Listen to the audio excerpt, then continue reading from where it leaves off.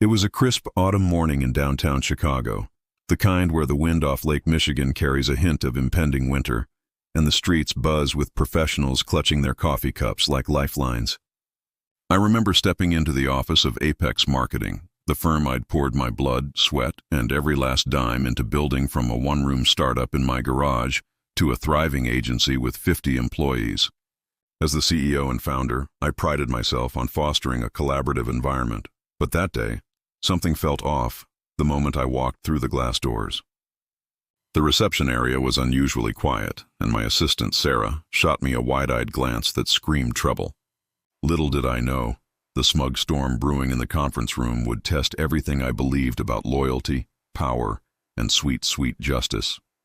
Have you ever worked with someone who acted like the place couldn't run without them, only to realize they were the problem all along? Buckle up, because this tale of workplace entitlement is one for the books. Let me take you back a bit to set the stage properly. Apex Marketing specialized in digital campaigns for mid-sized brands. Think clever social media strategies, viral ads, and SEO wizardry that turned small companies into household names.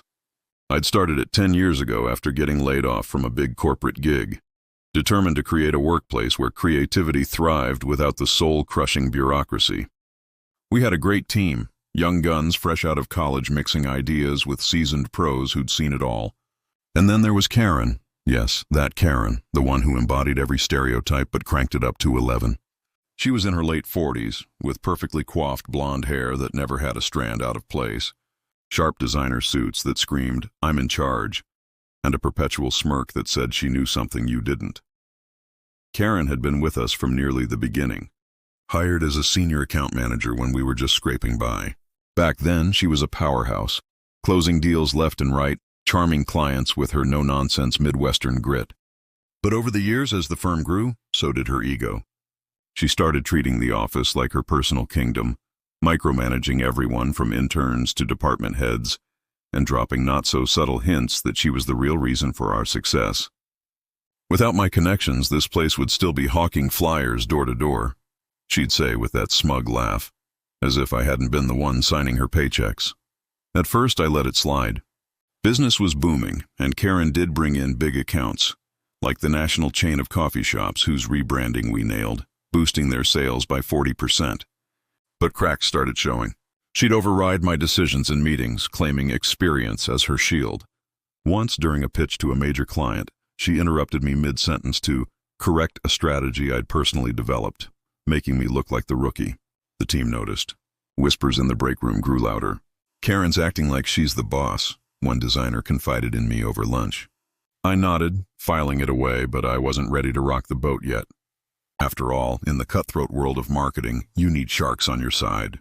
Or so I thought. What would you do if a key player started undermining you in your own company? Ignore it and hope it blows over, or start gathering evidence? For me, the turning point came during our annual strategy retreat last spring. Picture this. We're at a lakeside resort in Wisconsin. Team-building exercises by day, bonfires by night. It was meant to recharge everyone after a grueling quarter. But Karen turned it into her stage.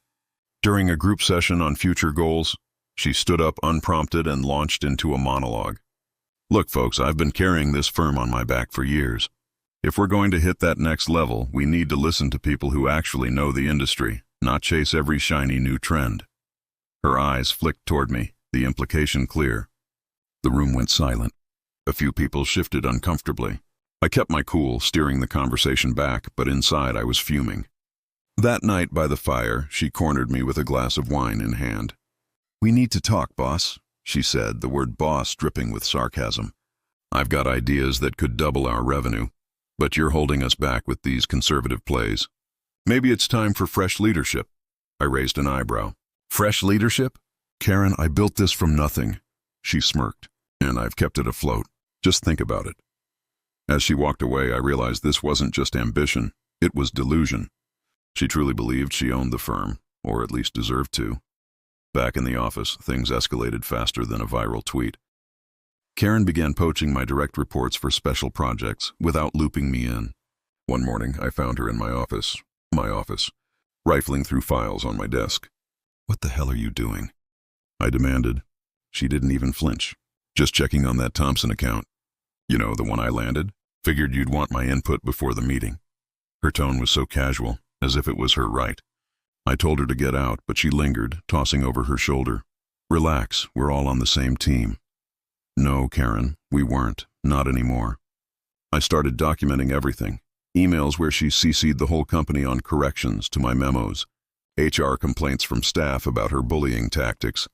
Like the time she berated a junior copywriter to tears over a font choice. This isn't professional. This is kindergarten stuff, she'd yelled in front of everyone. The copywriter quit the next week, citing a toxic environment. And clients? Oh, they were starting to notice. One longtime partner pulled me aside after a call. Your account manager's great, but she's pushing changes we didn't ask for. Feels like she's running the show. That stung. My firm, my reputation, slipping because of one smug employee's power trip. I confided in my COO, Mark, a trusted friend who'd been with me since day one. Over coffee in a quiet cafe near the office, I laid it out. Karen's crossed the line. She's acting like she owns the place. Mark nodded, sipping his latte. I've seen it. She's even been hinting to vendors that she's next in line for CEO. Remember that email chain last month? She signed off as Acting Director of Operations, a title she made up. We both chuckled, but it wasn't funny. It was insidious. How had I let it get this far? Pride, maybe, or fear of losing her expertise. But as we talked, a plan formed. We'd audit her projects, review her communications, and if the evidence stacked up, confront her head-on. Little did I know the audit would uncover more than just overreach. It would reveal a web of deceit that made my blood boil. Have you ever peeled back the layers on a colleague's behavior only to find rot underneath? It's like discovering termites in your dream home. The audit took 2 weeks, conducted discreetly with HR's help. What we found was jaw-dropping. Karen had been inflating her billable hours, claiming credit for team wins and client reports and, get this, diverting small bonuses meant for the staff into her own expense accounts. Reimbursement for networking events, she'd labeled them, but receipts showed spa days and designer handbags. One entry, a $500 dinner with potential clients that turned out to be her and her husband at a steakhouse. Total fraud amounting to over $10,000 in the last year alone. And the emails? Goldmine. She'd been bad-mouthing me to board members. Yes, we had a small advisory board for growth strategies, calling my vision outdated and positioning herself as the savior. Once I'm in charge, we'll modernize, one message read. The audacity. My hands shook as I read them in my office late one night, the city lights twinkling outside like distant warnings. This wasn't just entitlement. It was sabotage. I felt a mix of betrayal and relief. Betrayal at her disloyalty, relief that I had concrete proof to end this nightmare. Confrontation day arrived like a storm front rolling in. I scheduled a private meeting in the boardroom, just me, Karen, Mark, and our HR director, Lisa. Karen sauntered in 5 minutes late, Starbucks in hand, plopping down with that signature smirk. What's this about? Another strategy session? I leaned forward, sliding a folder across the table. Karen, we've reviewed your performance and conduct. It's time we addressed some issues. Her eyes narrowed as she flipped through the pages, printouts of emails, expense reports, HR logs. The color drained from her face, but she recovered quickly. This is ridiculous. I've given everything to this firm. These are just misunderstandings. Misunderstandings? I almost laughed. No, Karen, this is fraud, insubordination, and a blatant attempt to undermine leadership. She slammed the folder shut. Undermine?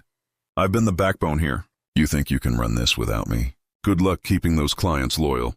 Her voice rose, echoing off the glass walls. Mark interjected calmly.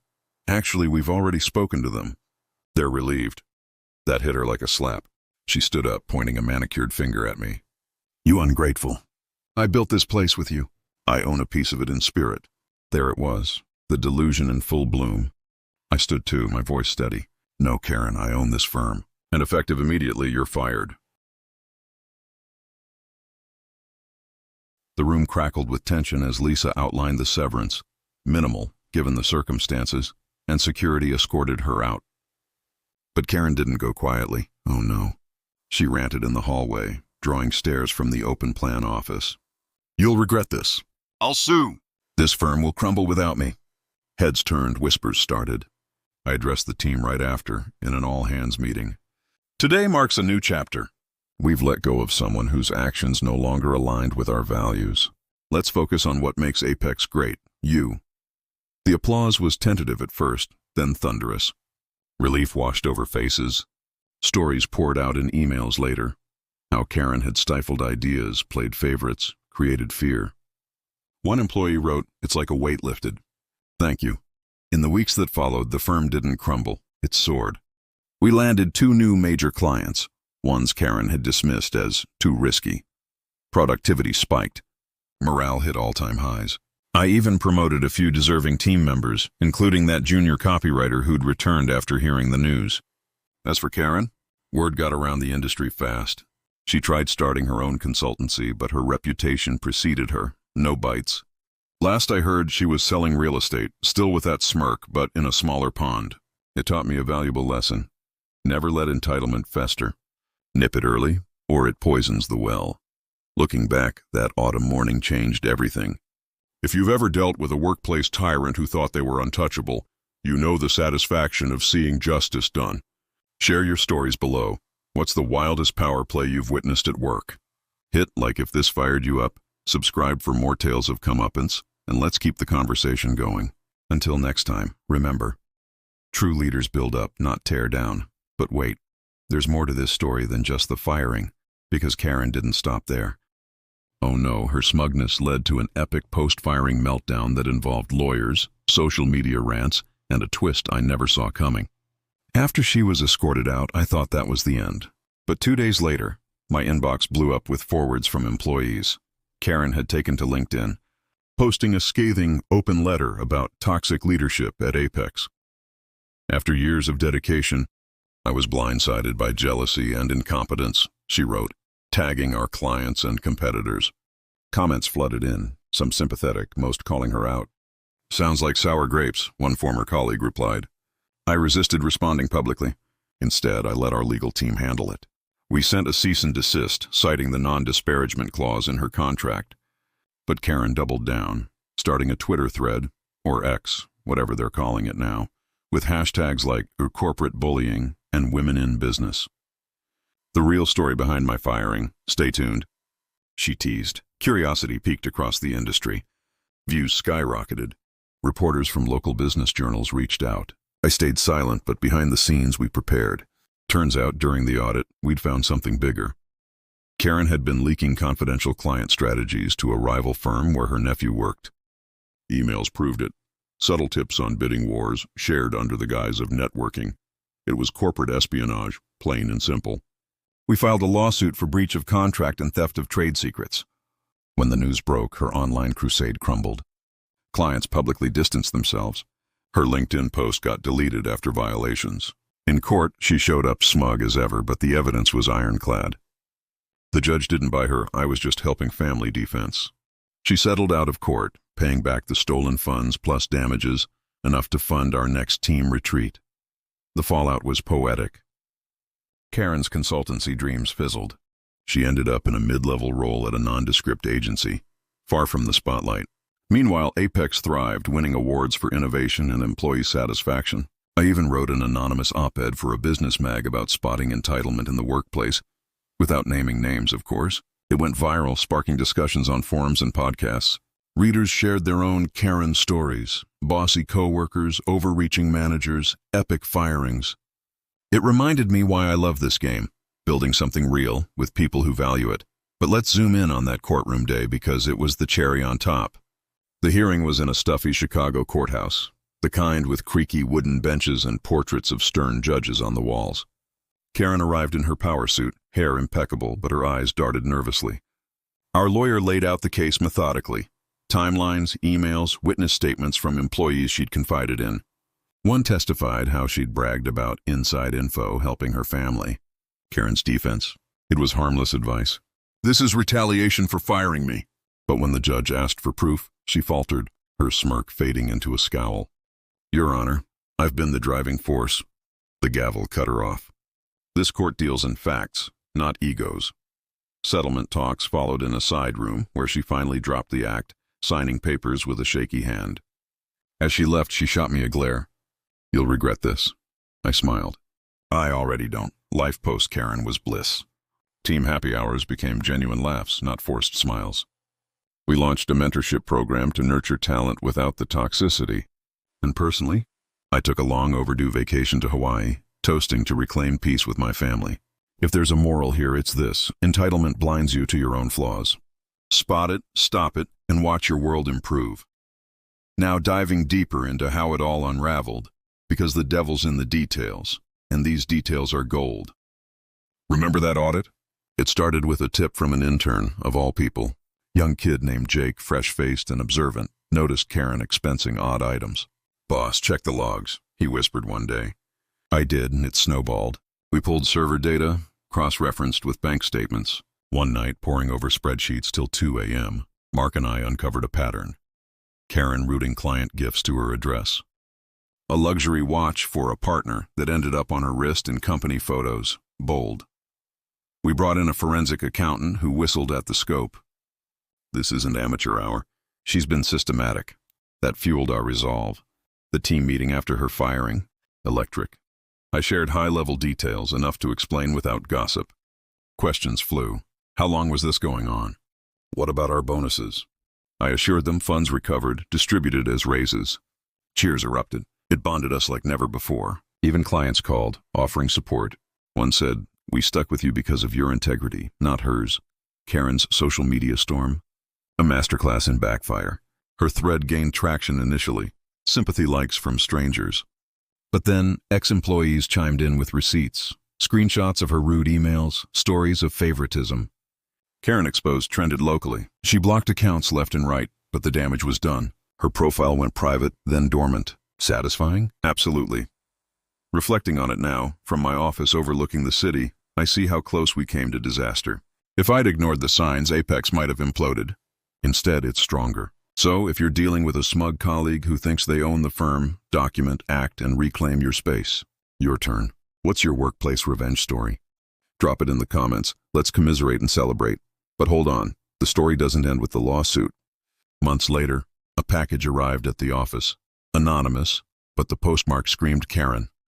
Inside, a book on effective leadership, with passages highlighted mocking my style. Petty to the end. We laughed, donated it to charity. Then twist of fate. At an industry conference, I ran into her nephew, the one she'd leaked to.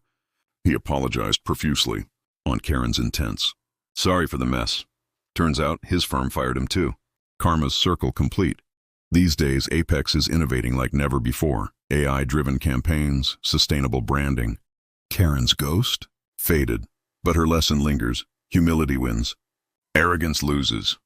Expanding on the buildup, let's recall Karen's early days. When I hired her, she was hungry, closing a deal with a tech startup that became our flagship client. You're a star, I told her. But success bred complacency. She started mentoring by criticizing, turning feedback sessions into monologues. That's not how we do things, she'd say, ignoring team input. One project, a holiday campaign for a retailer, she hijacked, changing the theme without approval. It flopped. Sales dipped 15%. She blamed the creatives. I covered for her. Mistake. Escalation hit peak during a client crisis. A major account threatened to leave over delayed deliverables. Karen promised fixes but dropped the ball, then threw me under the bus in an email. Leadership delays caused this. I confronted her privately. We're a team. She rolled her eyes. Some team, wake up. That sealed it. The firing wasn't impulsive. It was calculated liberation. Post-firing, the office vibe shifted. Brainstorm sessions sparkled with ideas Karen had squashed. We won a Clio award for a campaign she'd called frivolous. Vindication, Karen's final act.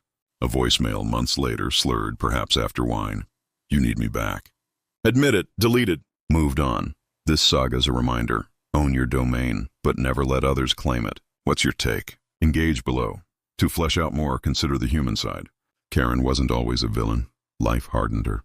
Divorced solo parent, she channeled ambition into work. But it twisted into entitlement. Empathy, sure. Forgiveness, not for fraud. My journey. Grew as a leader. Implemented anonymous feedback, anti-bullying training. Firm's now a model workplace. Curious about the client's reactions?